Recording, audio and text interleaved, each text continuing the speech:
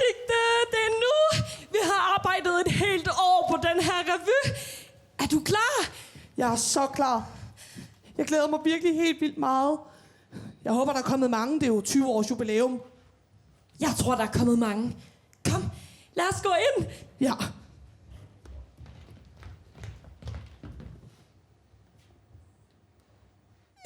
Andrea? Ja? Hvorfor har du det der på? Jamen, det er jo landmand søger ærlighed. Landsmand. Pis. Jeg tror, vi er nødt til at sige noget til nogle dansere og nogle skuespillere. Ja.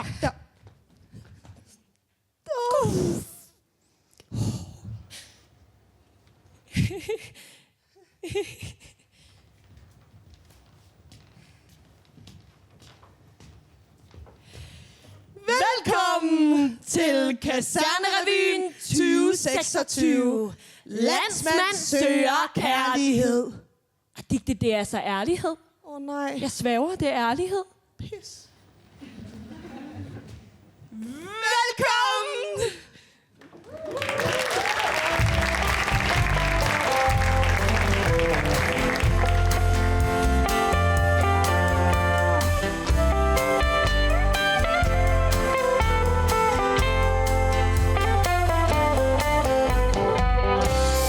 Solen stiger op over hele mit landbrug. Jeg står alene og pumper min ged. En rigtig landmand må have en kæreste, der er god. Så jeg ringer til TV2. Storken er en dejlig flyver, koen har en dejlig yver. Vil du med i min traktor sidde? Der er plads i min traktor. Kornet vokser vildt på engen, hvor den mangler ind i sengen. Landmand søger kærlighed.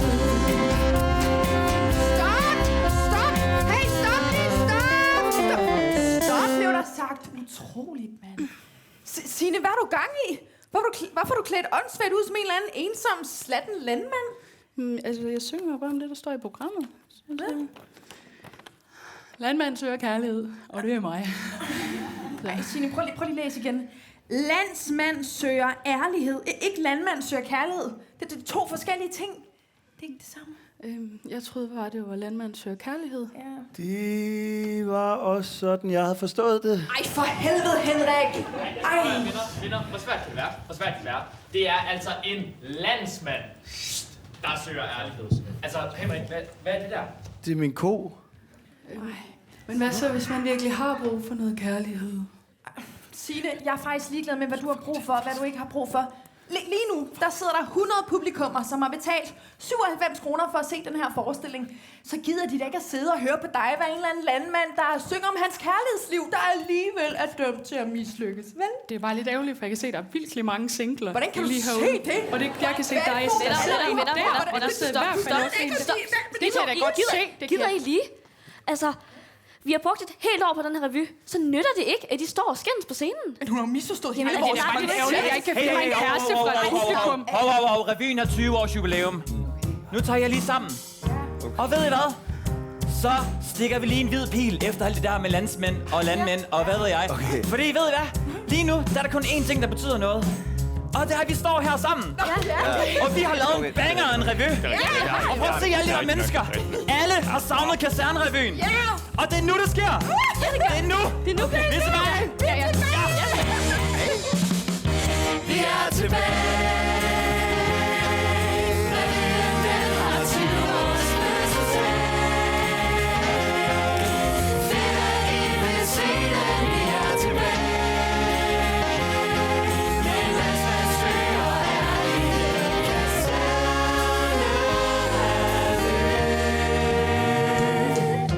Priserne stiger. Trump er bindegal. Ja, han er. Og det bliver far.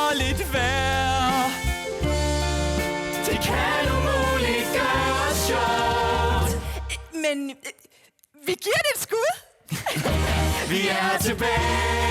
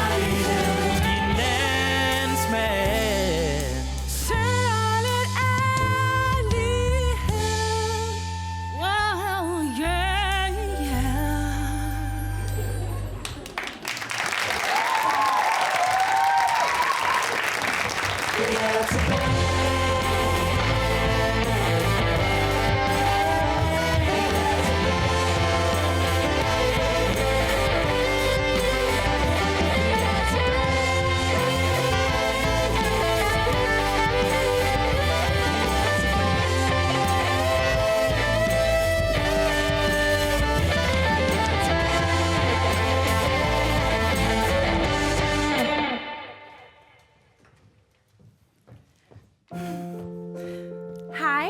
Hej. Er du virkelig sådan en rigtig landmand? Ja, det er det. Ej, okay. Det er bare fordi, jeg forstår ikke rigtig sådan landmænd og landbrug og sådan. Ja, det er bare, hvorfor vil du gerne have et arbejde, der går imod alt naturen? Landbruget er da så meget mere end det.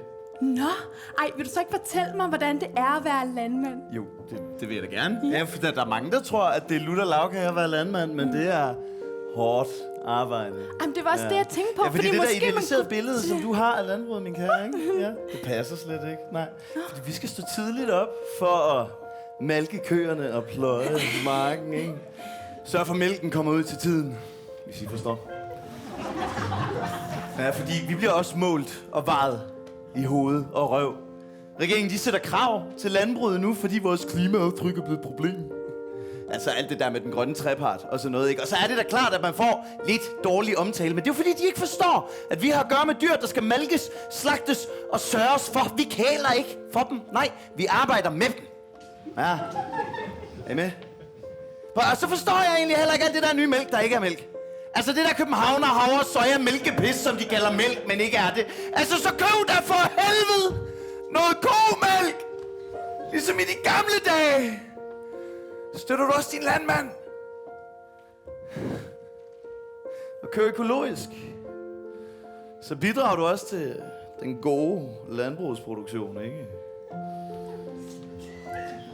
Så hvis du har lyst til at blive landbrug, så kan du jo ringe til mig, ikke? Det gælder også jer andre. Så når folk de spørger mig, jamen Lars, hvad så med naturen? Så siger jeg jo bare til dem, jeg er ikke et miljøsvin. For det er jeg jo ikke. Jeg arbejder jo bare med det, jeg har for andres behov. Ligesåvel som at der er nogen, der vil have kød, så er der også folk, der vil have fisk. Og det går jo også af helvede til, for den sags skyld nationalfisk. Hvad fanden er det? Hvad? Nej, så jeg kan godt forstå, at det bliver lidt forvirrende, fordi det synes jeg også, at det gør. Men vi har jo alle sammen et ansvar!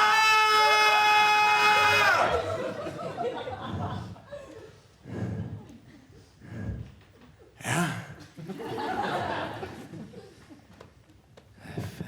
Nå ja, hey. Det var alligevel også noget af en icebreaker, du kom med der, hva'? Ja. Sig mig, hvad hedder du egentlig? Rose. Ja, Rose? Ja. Ej, det er da et kønt men navn. jeg har ikke mere vin i, så jeg skal lige ud og have fyldt op, tror jeg. Ja. Kan jeg ikke lige finde dig på Facebook? Nej, det tror jeg ikke, du kan. Det tror jeg godt, jeg kan.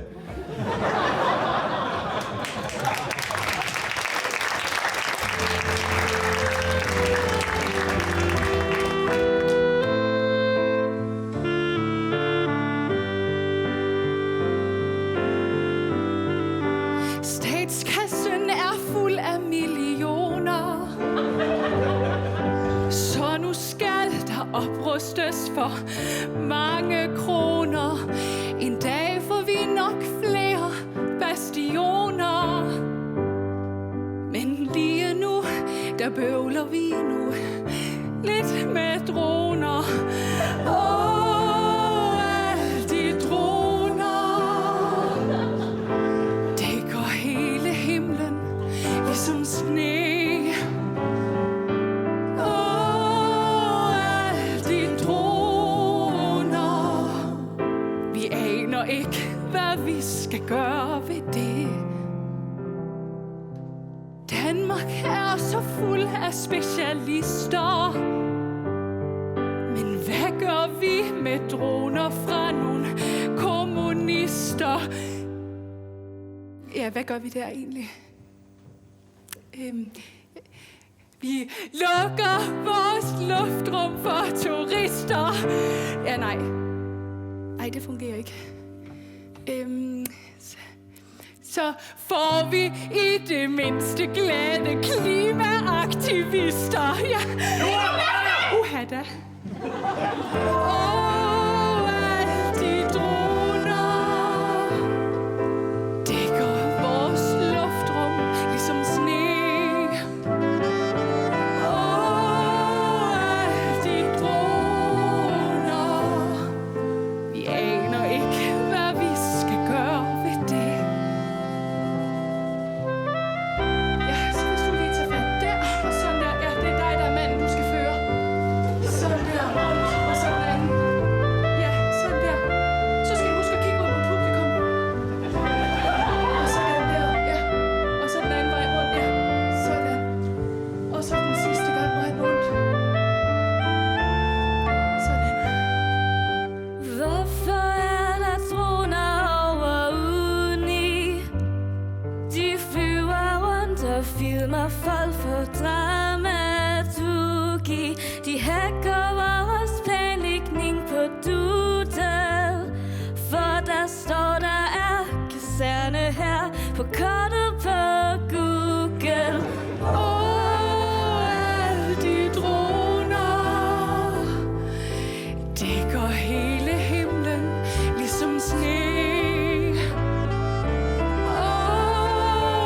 Alle de droner, vi aner ikke, hvad vi skal gøre ved det. Ja, nej, vi er færdige nu. Så. Nej, ikke igen, altså. Hvad gør vi nu? Lars, hvad skal vi så gøre nu?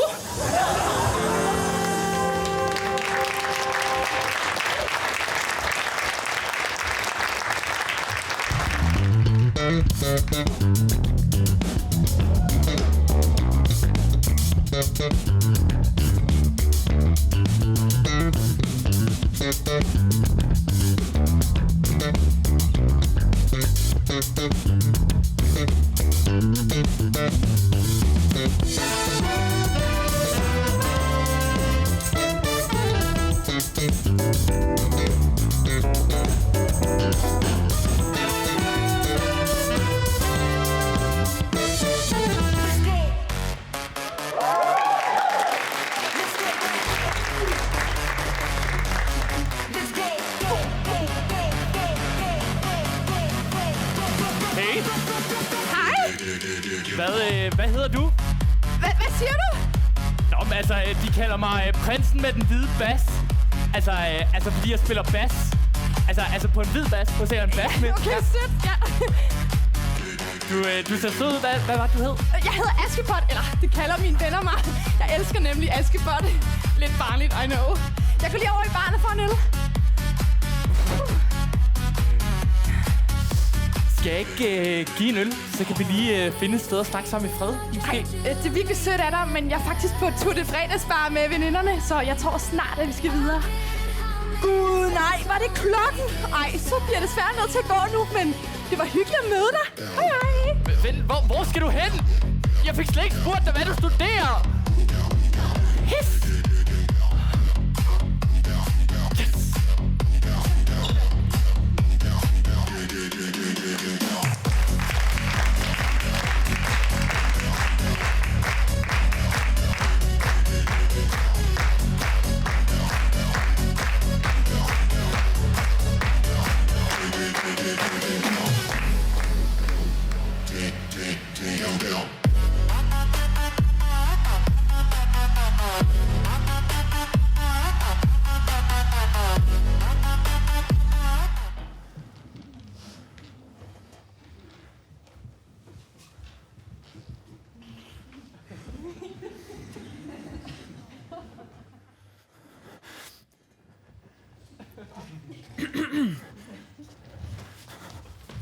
Ej, undskyld, Mærsk. Undskyld, det er jeg ked af. Det er ked af. Det var ikke med vilje. Det ser bare ikke særlig sejt ud, når du ikke gør, som vi har øvet det. Nej, men kan vi ikke bare lige gøre det igen? Nej, du skal stoppe.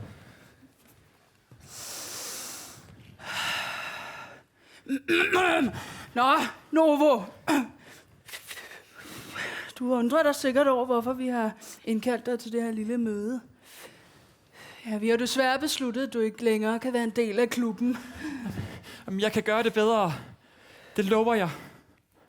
Jo, du har fået Danmark på verdenskortet. Ja, det er lige som om, at det ikke helt er nok. Vel? Nå ja, men man skal huske at tage patent, ellers så tager USA de gode fra en. Jamen, det var bare en dum lille fejl. Det kan alle vel komme til at lave. Nej. Novo. Vi siger desværre tak for nu, ikke? Men altså, jeg savner sådan en lille afskedsgave til dig. Nej, undskyld. Hør her, Novo. Rør op i næbet. Du kan altid komme forbi mig, ikke? Og få en gravøl med de andre, hvis du altså stadig har råd til det.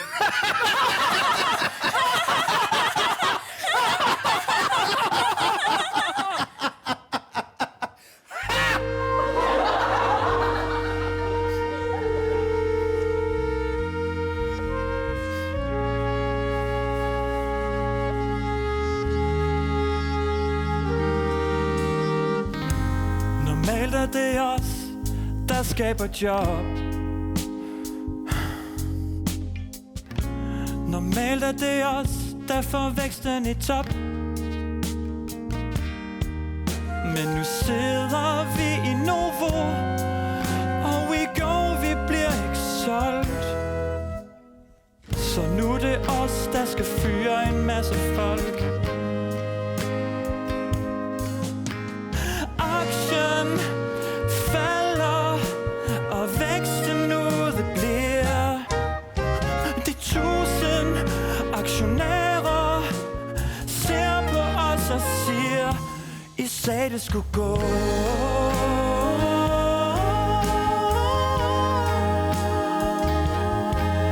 Brændte inde med 2 millioner på børsen. Er I ligeglade, eller kan I ikke sælge noget? Måske er der nogen, der har stjålet vores opskrift. Og så er det klart, at vi mister vores opdrift. Jeg håber virkelig ikke, at man har lavet en kopi. For så er det sket med Novo Nordisk og vores Wegovy. Hvis I må bede jer alle sammen en lille tjeneste, hvis alle jer kvinder her i publikum ikke nok vil gå hen til jeres læge og spørge, om vægttabsmedicin er noget for jer. Vil ikke nok gøre det? Bare for min skyld. Er det Donald, der prøver at tåle os lidt mere? Men de tykke amerikanere bliver til flere og flere, så vi troede det kunne gå.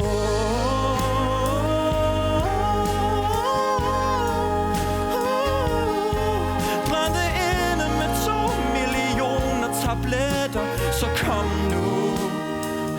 Vil I ikke købe nogen?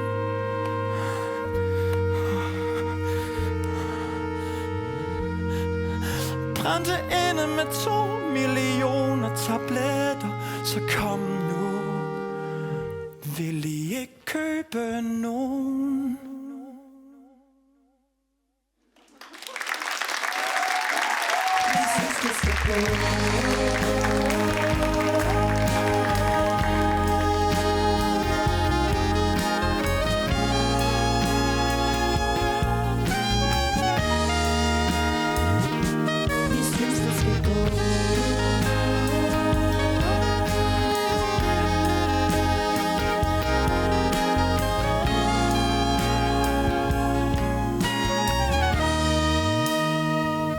Vi synes, du skal gå.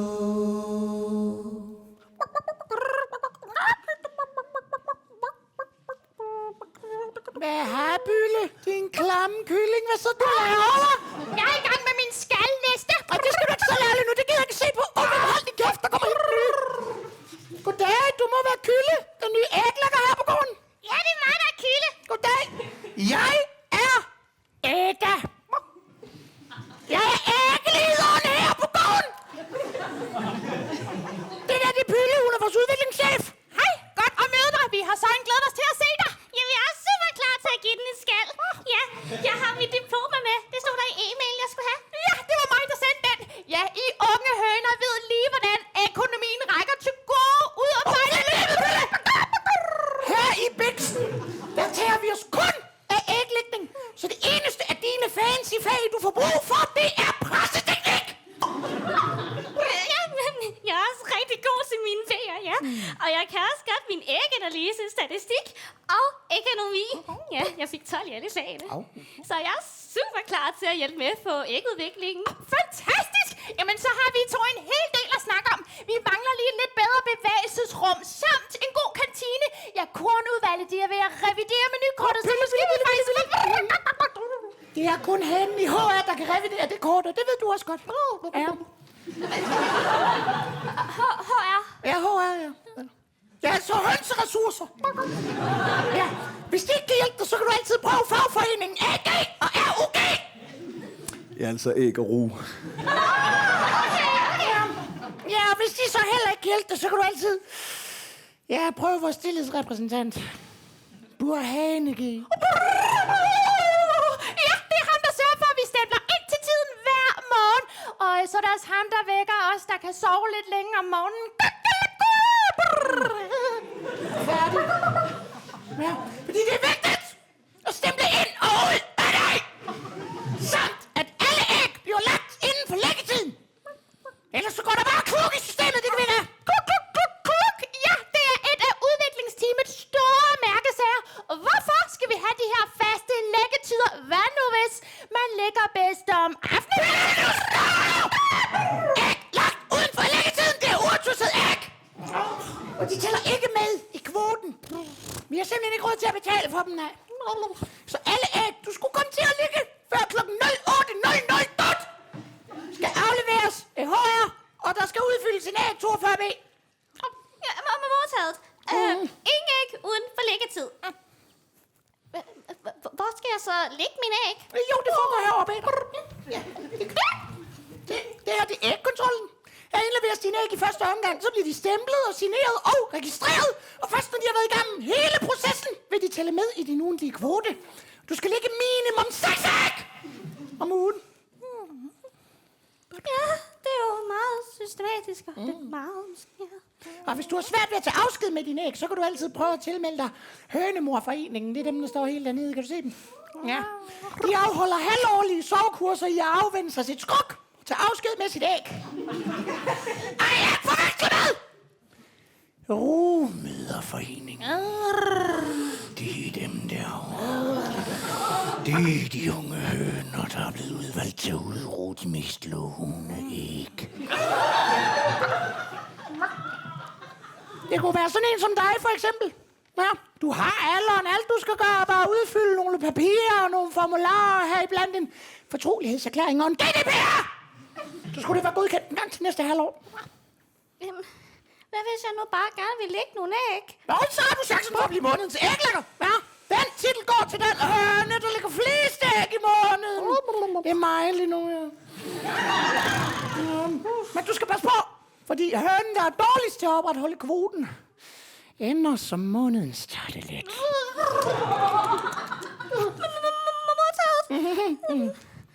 Så eksistensfilosofien, den bliver altså opklaret her. Ægget før hønen. Ægger først af alt. Ægter! Som tillidsrepræsentant har jeg fået en henvendelse. Hej, Pylle. Om at vi her på gården har lidt for mange regler. Lidt for meget kemi i ægproduktionen. Og alt for lidt plads. Sådan en stor hane som dig skulle ikke gå mange gange rundt om mit bord, før min ægløsning gik i gang. Ved du hvad, Burhanegi? Jeg skal kraftedeme vise dig, hvad der kan mest ondt. Du sætter dig med! Du lægger mig ikke nu!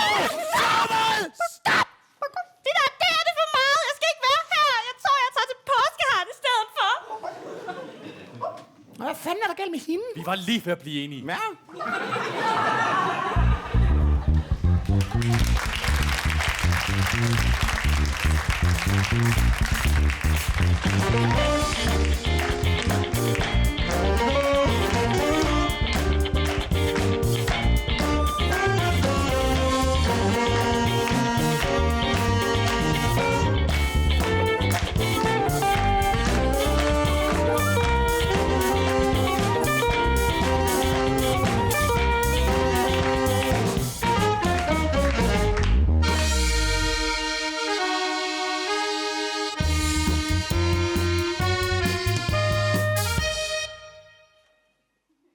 Tour de France er tilbage. TV2 sender live fra løbet, desværre uden Jørgen Let. Men i år prøver vi noget helt nyt. Arne og Bent fra Tarm Cykelklubs Oldboys hold. Kunne de virkelig ikke finde andre? Nå, med et nyt koncept kommer vi helt tæt på cykelrytterne, helt op af feltet. Så for satan. Arne, den røde er din. Er det sådan? Og tager jeg den gule. Nå, det er godt, det der. Så tager vi lige en runde. Ja, vi tager en runde. Jeg har fået raceren, kan jeg mærke. Hej, hej, Arne. Det var den det var tæt på. den her gang. Nej, det var det fandme. Arne, vi er live nu. Nu. Ja. Og velkommen til Tour de France. Det bliver meget spændende. Er der mon déjà vu i luften, vinder Vingegaard igen? Ja, man kan jo næsten lugte sejren. Ja. Det er næsten ligesom sådan en svedig cykelsko. Du ved, efter sådan en ordentlig omgang op i bjergene. Føj, de kan lugte sådan nogle sko. Ved du hvad, man kunne simpelthen tjene mange penge på sådan en sikkerhedsbarriere i skoven, sådan at lugten ikke kun op til næsen, du. Det er kraftedeme en god idé, Arne. Ja, så det. Ja. Nej, nu cykler vi nu! Apropos, har jeg lige vist dig mine nye strømper? Det er 100% bambus. Altså, det føles næsten som små killinger på fødderne. Kæft, det er blødt. Det kan jeg sgu da godt. Ja, spotvej i Netto, du. Nå, de cykler! Der sker noget herude. Der er et angreb, du. Det er fandme sjovt, du ser det. Hvad så er det? Der var nogen, der stjal min sandwich inden for frokoststuen. Det er lov. Det tager jeg som personligt angreb. Ja, det kan jeg godt forstå. Ja, det er fandme. Men ved du, hvad jeg så fandt i stedet for? Arne. Jeg fandt sådan en roulade her, gjorde jeg fandme. Ja, det er kraftedeme lækker. Arne, du skal jo lige plads på det blodtryk, det er ikke også? Jeg har fuldstændig styr på det. Ja, det er godt, Arne. Ja, det har jeg. Så.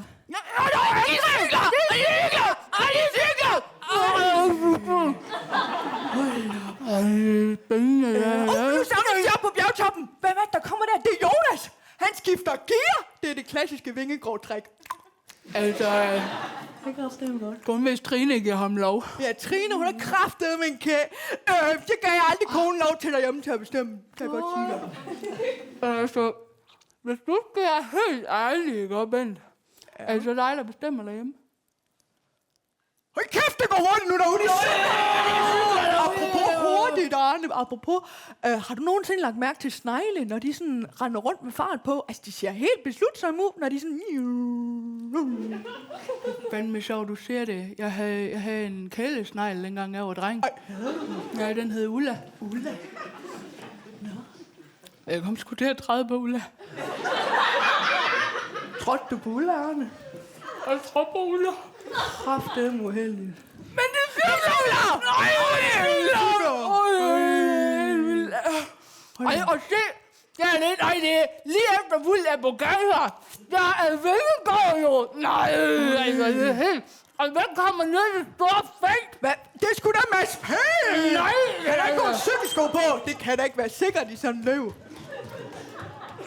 Ved du hvad, det er helt okay, fordi Mads B. He fears nothing. Ja, det er ligesom Notting Hill. Har du set den? Er det fandme en god film, der? Det er god. Det er sådan en, man græder lidt over nogle gange. flere gange. Og nu græder jeg lidt. Ham der, det er med Hugh Grant. Ja, Hugh Grant Tour. Hugh Grant Tour, det er nærmest sådan en Tour de France, jo. Ja. Det er det fandme.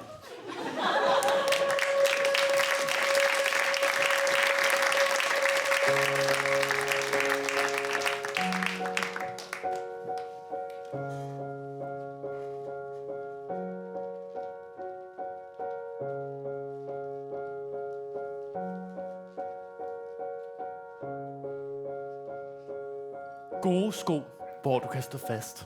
Også når din mand glider ind på en anden plads. For helvede, Jonas. Hej, mit navn det er Mads P., og jeg mangler penge til en ny villa i Spanien. Derfor er jeg stolt af at være en del af Airtox-familien. Vi har samme mindset. For cykling, det handler ikke kun om sko og lykra. Det er meget mere end det. Som cykelrytter skal man have et mindset om ikke at frygte noget. Det er derfor, jeg bruger Airtox' motto. Fear nothing. Nu tør jeg alt det, jeg ikke turde før. Cykle uden cykelhjelm. Lad være med at bruge solcreme. Brug balsam, hvor det kommer helt ud i håret, i stedet for kun ud i spidserne. Jeg frygter ikke længere at rive plaster af. Eller mørke, for den sags skyld. Altså sådan, det der med, når man ikke kan se forskel på, om man har åbne eller lukkede øjne. Det er som om, jeg ikke er bare...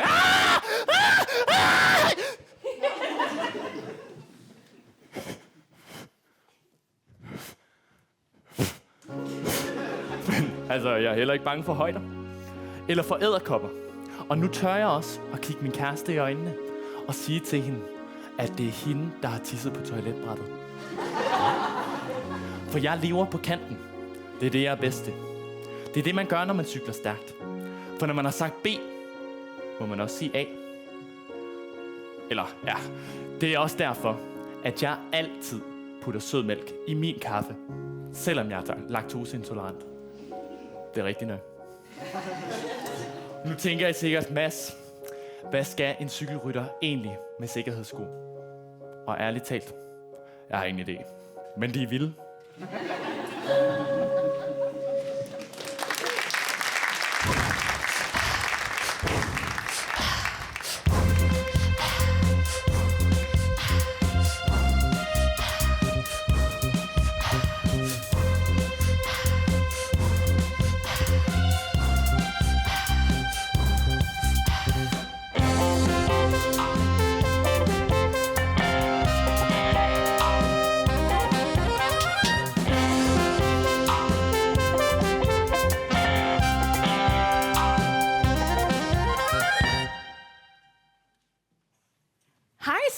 Hej. Godt at se dig. Hej. Er der noget, jeg kan hjælpe dig med?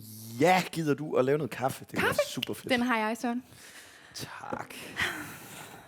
Hvordan er det? Prøver du mælkepulver i? Her meget. Ja, okay.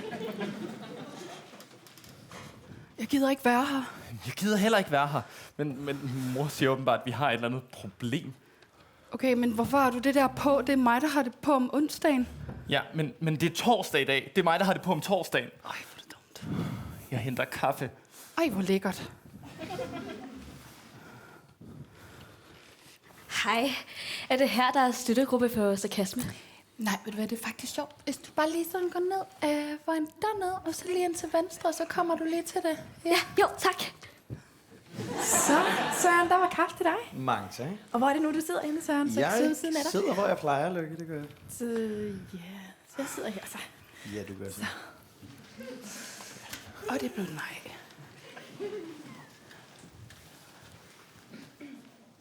Så det var altså her. Godt så. Ja. Goddag. Nyt ansigt. Hej. Hej. Jeg hedder Søren, og jeg er leder af den her støttegruppe. Så ved du det. Så tænker jeg lige, vi går i gang lige så småt. Men nej, vil du ikke lige måske starte med lige at introducere dig selv til gruppen?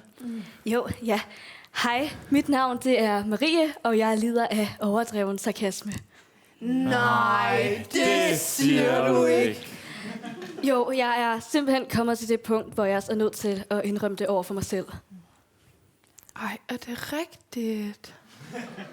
Ja, det er det, jeg siger. Ej, men det må altså bare være virkelig hårdt for dig.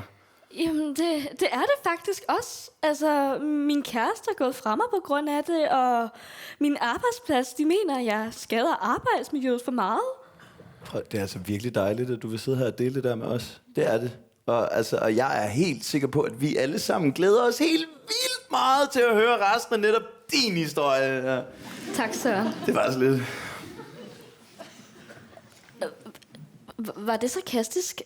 Altså, lider du også af overdreven sarkasme? Mig? Ja. Nej, jeg kommer bare for at facilitere gruppen. Ja. Altså, jeg dukker op hver torsdag udelukkende for at hjælpe andre med deres problemer. Ja. Ja, nu er der ikke nogen grund til at være sarkastisk, vel? Nej, det er der ikke. Det var da sarkastisk, ikke? Søren, jeg har faktisk et spørgsmål. Ja, hvad så? Okay, det er fordi, hvad er egentlig forskellen på sarkasme og ironi? Jo, altså ironi, det er jo den nye form for humor, ja. Altså inden for ironiens rammer, der er det udelukkende sjov spas for alle involverede. Det er det, ja. Se, det var da sarkastisk, ikke? Sarkasme i en støttegruppe for overdrevet sarkasme? Nej, hvad? Okay, jeg kan godt se, hvad der foregår her. Sarkasme, noteret, registreret. Vi prøver igen. Spørg mig lige igen. Giv mig lige 2 sekunder. Hey baby. Er du med? Sorry, det er bare...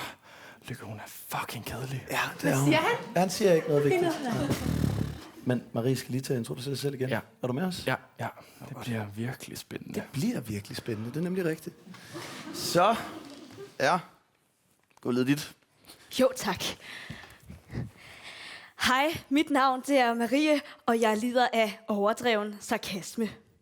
Nej, det siger du ikke. Ej, Victoria, så har vi bare et menneske, der lider af overdreven sarkasme.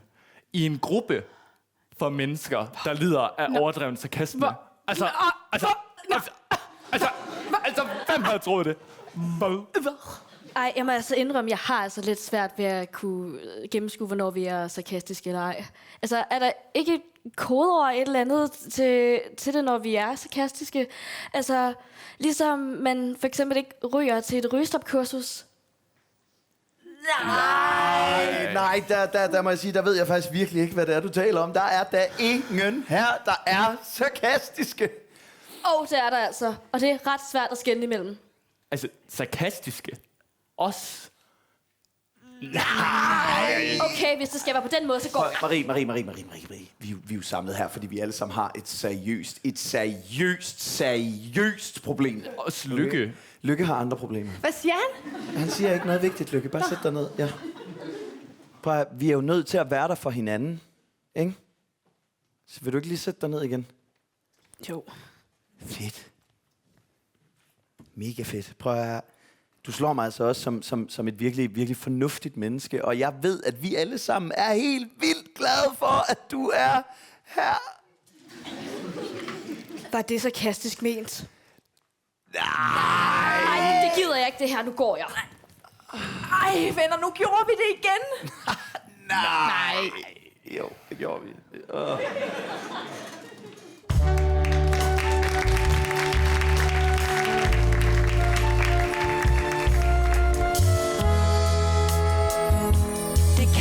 Ironi.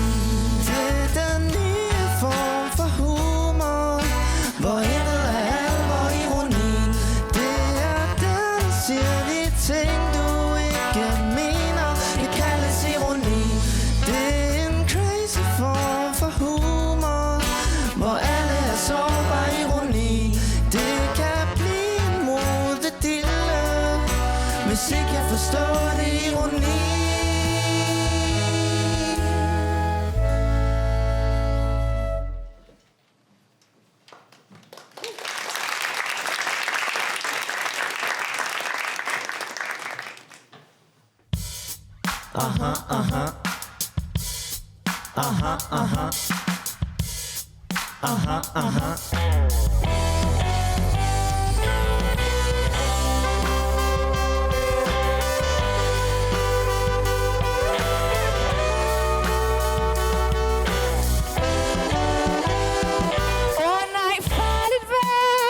Jeg må handle forsvarligt her.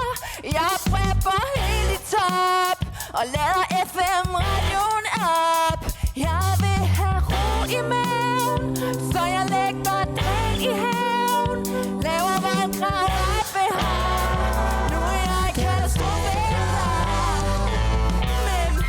kom lidt vand til min hortensia, men slet ikke som i Valencia. Ny forsikring havde jeg fået, så det var da træls, det ikke blev til noget. Det blev slet ikke spor dramatisk, fucking antiklimatisk. Kom nu med lidt farligt vejr, eller bare lidt vand i min kælder. Eller, bare lidt vand i min kælder. Eller, bare lidt vand i min kælder. Eller,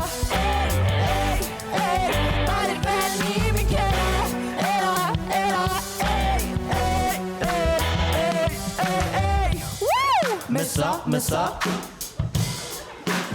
Med så læg låg på mine woke steder herover. Nu må Messerschmidt få styr på det her shit. Jeg er træt af DMI og Yr med deres clickbait tordenskyer. Hvad bliver det næste chok? DMI spår Ragnarok, syndflod og gigahavn. Hold nu med jeres der kom lidt vand til min hortensia, men slet ikke som i Valencia. Ny forsikring havde jeg fået, så det var da træls, det ikke blev til noget. Det blev slet ikke spor dramatisk, fucking antiklimatisk. Kom nu med lidt farligt vejr, eller bare lidt vand i min kælder. Eller, bare lidt vand i min kælder. Eller,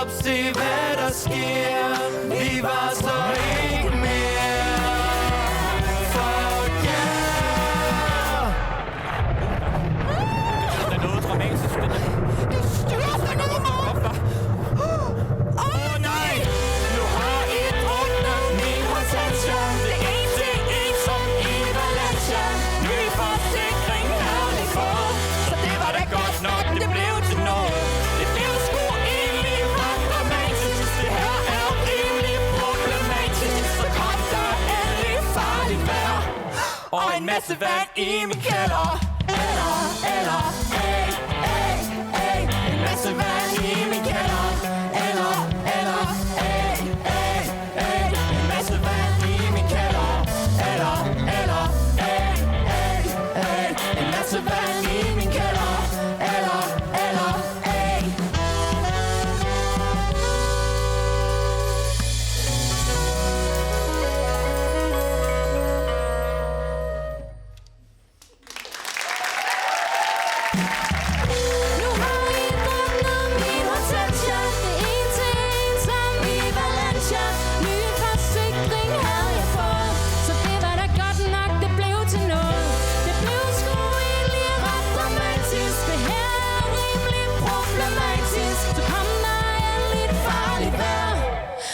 masse vand i min kælder.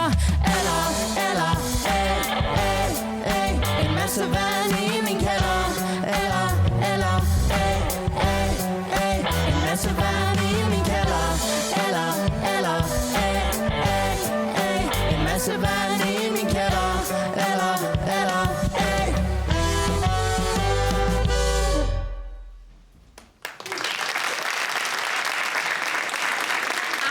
Ej, piger, så sagde jeg bare sådan der til min mor. Er du helt væk? Jeg skulle gå med farmor. Ej, mor altså. Ej, piger, det er simpelthen bare så rart at være sammen med jer. Så kan jeg føle mig normal bare for en gangs skyld. Vift. Kan jeg godt sige, at nogle gange så er det bare så hårdt at være Danmarks prinsesse. Især efter mor og far er blevet dronning og kongen. Men altså, det var low-key ret nice at være fars lille prinsesse.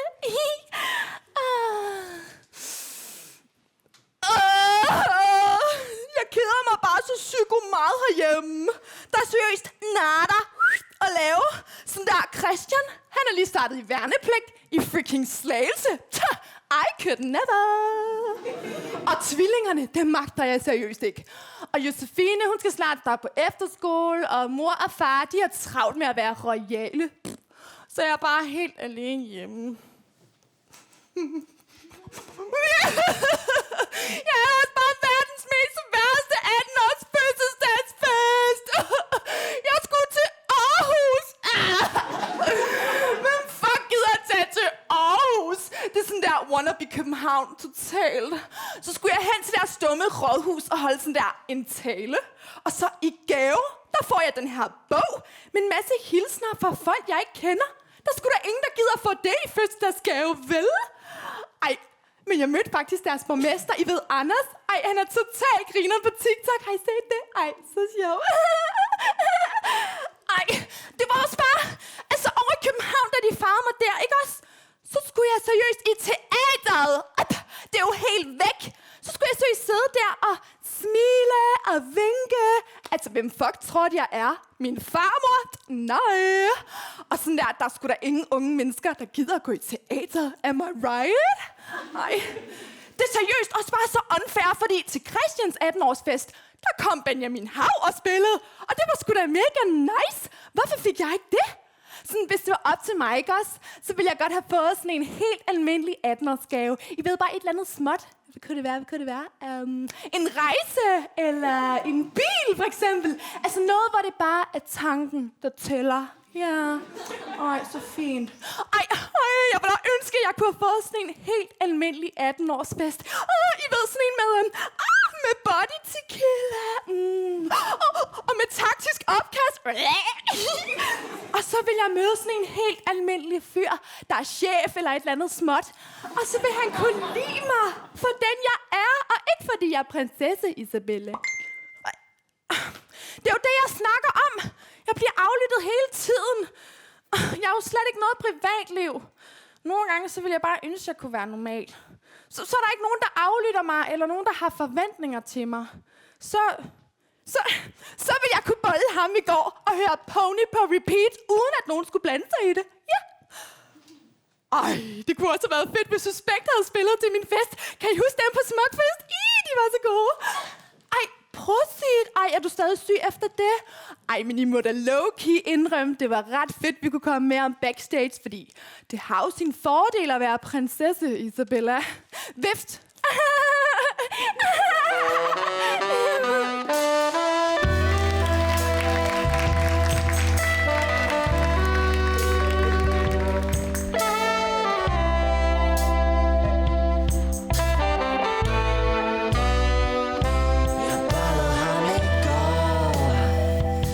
Jeg boller ham i dag. Jeg boller ikke ham i morgen, for der er en ny, der skal have. Jeg boller ham i går. Jeg boller ham i dag. Jeg boller ikke ham i morgen, for der er en ny, der skal have.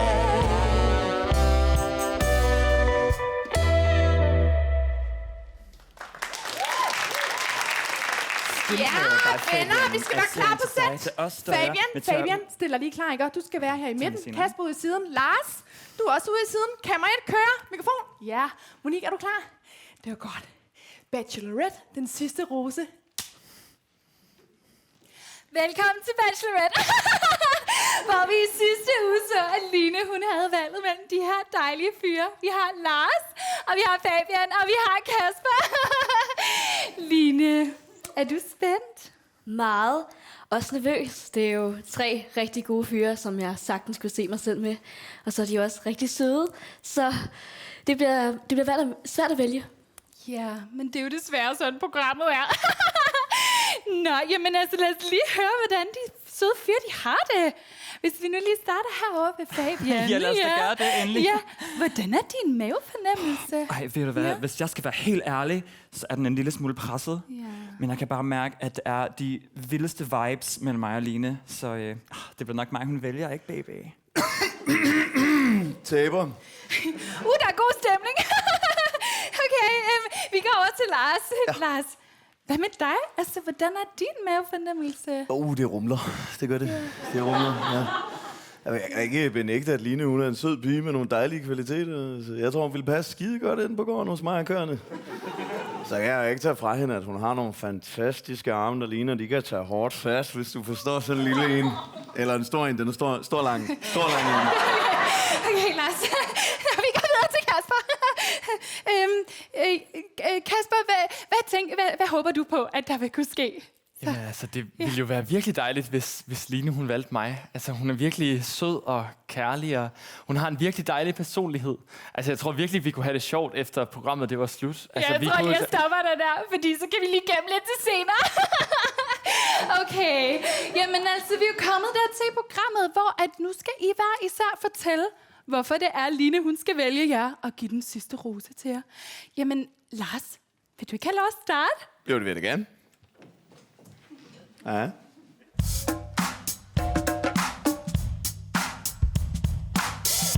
Kom.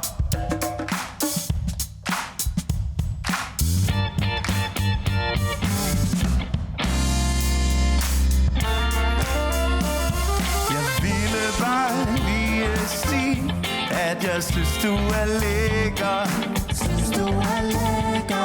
Du har flotte tænder. Smilet er stort. Hvis jeg kunne vælge selv, så er du bedre end forne. Og kørende på gården. Du ligner min mor.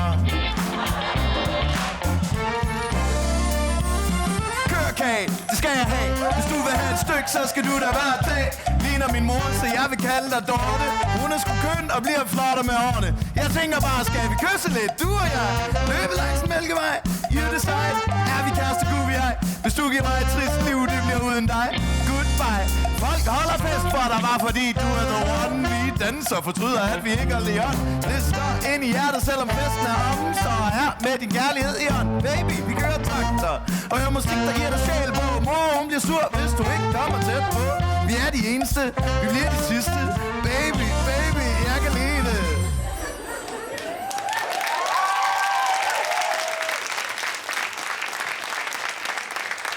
Hold da op, Lars. Ja, der kunne man høre, at du havde øvet dig, var. Ja, det har jeg da i hvert fald. Ja, hvis du lige går tilbage på din plads. Ja, det er så jo. Ja. Nå, Line, hvad siger du til det? Ja, det er nok lidt for mærkeligt for mig. Ja, nej, du skal jo ikke tage nogen beslutning nu, Line. Godt, ja, vi går videre. Fabian, har du ikke lige lyst til at fortælle? Det er ikke det, jeg har mere lyst til. Ja, yes, tak. Ja, jeg behøver ikke noget forspil det. Fabian kan gå direkte på. Så bare lige finde den her sted. Ja. Ja, fokus, ikke? Jeg behøver egentlig ikke et svar. Men siger du ja, bliver det meget rart. Vores vibes, de er perfekte, og det mærker jeg. Men det er stadig svært at sige, at jeg elsker dig. For vi er ens, oh yeah.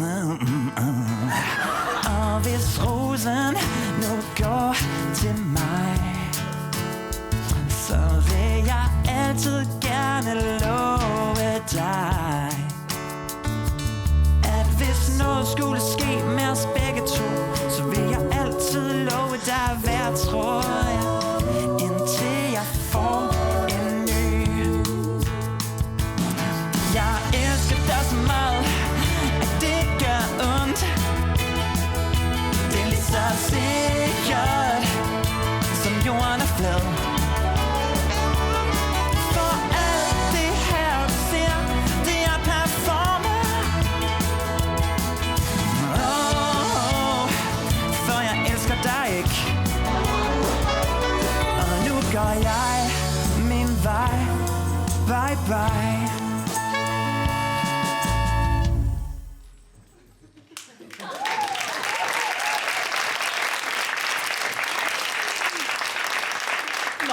Men det var ærgerligt. Ja, den har jeg ikke lige set komme. Jeg må indrømme, Jeg føler mig faktisk en smule snydt. Ja. Pyt med det! Nå, vi går videre til Kasper. Vil du ikke også lige fortælle lidt? Ja, jeg kan også godt sige lidt, hvis det er.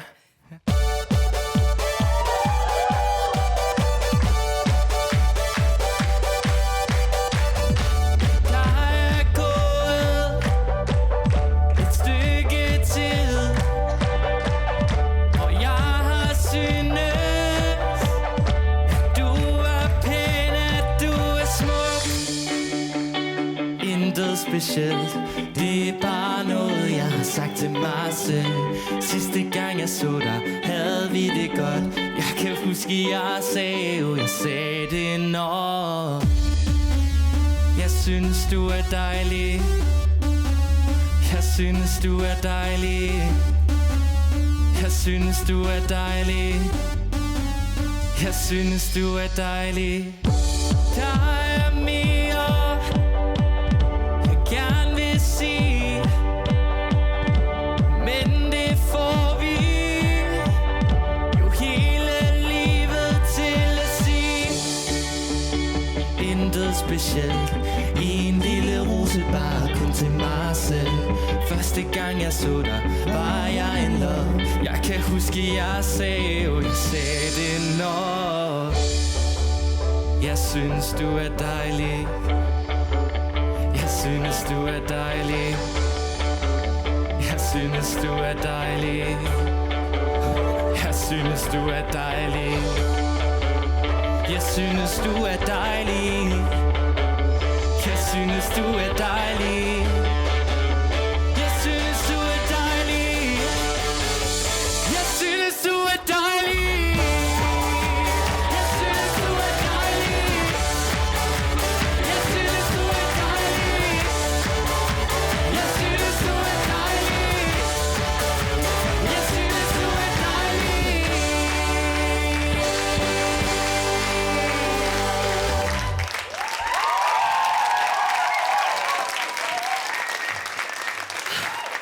Hold da op, Kasper.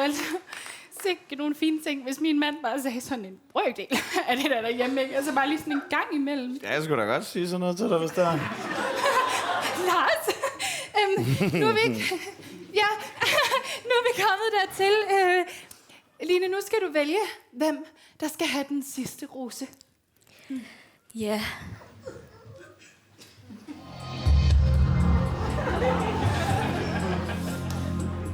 Jeg bliver jo nødt til at vælge med hjertet. Og mit hjerte, det har altid banket for folk, som ikke hedder Lars. Så derfor vælger jeg Kasper.